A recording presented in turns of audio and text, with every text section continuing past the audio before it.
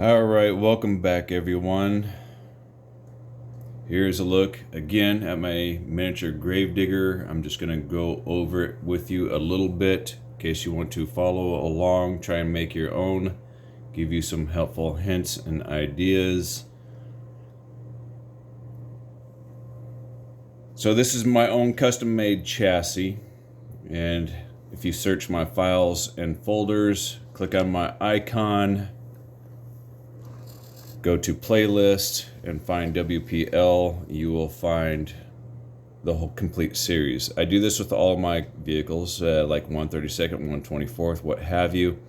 I do try and keep them organized, that way if you want to try and copy it, I have no problems at all. That's the whole purpose of my channel, is to get you guys to be creative. Now this started off as a WPL C24 for those of you who are just joining me.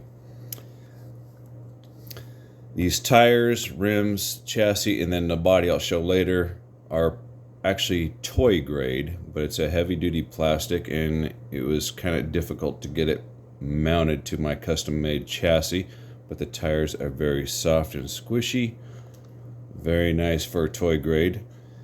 And the things I expected to break in actuality were these wheel adapters.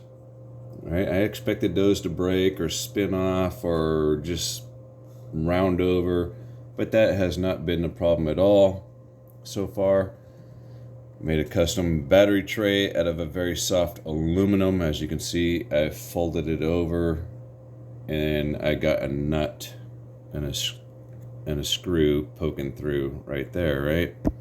Just to kind of make a custom battery tray that will hold a 2000 milliamp hour battery, no problem.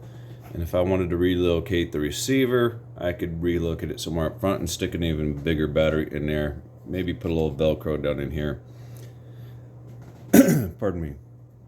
Paint does not seem to stick to this aluminum at all, whether it's water-based or petroleum-based, despite sanding the aluminum first. I was going to go through some detail work and like paint all these ribs on the shock in like red or something, and then paint the exhaust in like a chrome or a bronze or something like that. But as much failure rate as I'm having, I'm just pretty much for the most part done. But somebody out there might be able to do it better. The biggest problem I'm having is the rear axle. There's something wrong with the rear axle. I would think it would be the shaft, but when I spin it, my fingers, I even took everything apart and spun the shaft of my drill. And I'm not seeing any oscillations, right? So the shaft is straight, but I truly believe this differential housing is not milled straight. Or maybe this half, in actuality, doesn't belong to the front half. They might have been milled at different temperatures, which can affect everything. It really can. The shocks are mounted upside down. They are oil filled.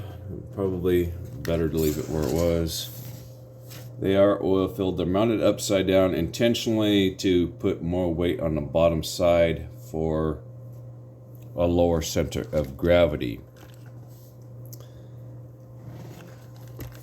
I made these custom brackets here attached to the battery tray, which is the battery tray is attached to my custom made chassis that you can't really see, but you can kind of see some of it down here. And then screws are applied through there into the plastic, right? So that's how that got attached there. There's no room to actually drive a screwdriver through there. I actually had to hold the bit in my fingers and rotate the bit.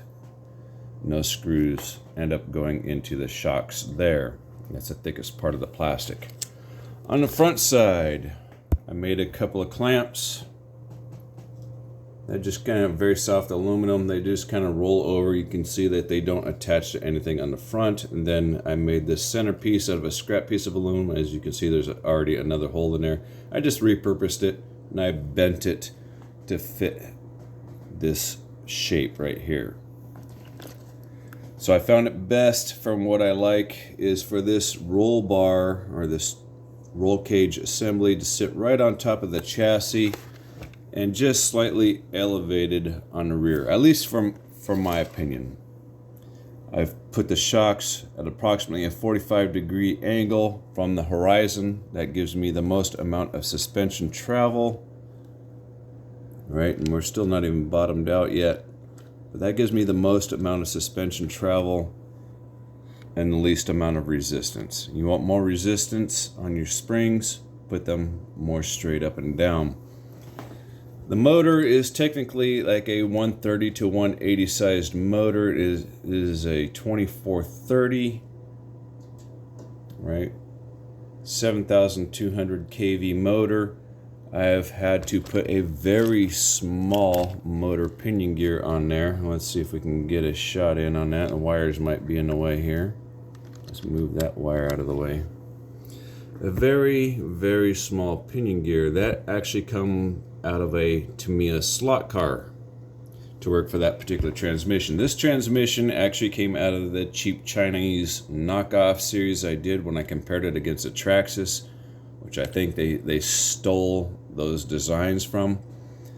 So that's where the transmission came from. I had to drill out these drive shafts to 5 millimeters on this side, 5 millimeters on this side, and I left them the original 3 millimeters at the axle, 3 millimeters at the axle. I've super glued once I set everything to where I think it is good. It's a very slight test drive, to make sure everything's tracking straight. I super glued them so as not to move, and I didn't want any discoloration from the red, the green, or the blue Loctite. So I thought super glue was the best option there. I do have a skid plate that goes something like that. It is not on there right now. I've taken this whole vehicle apart more times than I care to account for. So today, because it looks like the climate is changing to a more favorable sunny day, I'm going to attempt to drive it one more time. And I think whether win or fail, I'm going to at least put it on video and see what happens from there. So I don't know. Let me know if I missed anything. Oh, I did put a magnetic body mount on the front, and I'm using the factory rear hinges. So let me get the body. So the body has got these square holes up in here. They slide up in like so, right? And then it goes up and over, and then it snaps onto the magnetic mount. Right, we can see that you can hear the audible. So I want the body to fall off, or at least lift up. I want to protect the body. But if none of this stuff works for whatever reason, sorry, I'm just gonna get some portal axles and turn it into a crawler. I'll peel off these stickers, paint it all black, and call it one and done, because none of this stuff was designed for the high speed, high torque that I'm putting through it, even though it's a 2S LiPo, but it's geared significantly different. Very first time I ran this vehicle, I had a much larger motor pinion gear. The tires were ballooning severely. I was not after a high speed rig at all. I wanted a top speed of maybe 10 miles per hour. I did manage to get it to pull a couple of wheelies, and then I lost power to the rear differential. So this is more than likely the final run, and I would be willing to bet that it's gonna fail.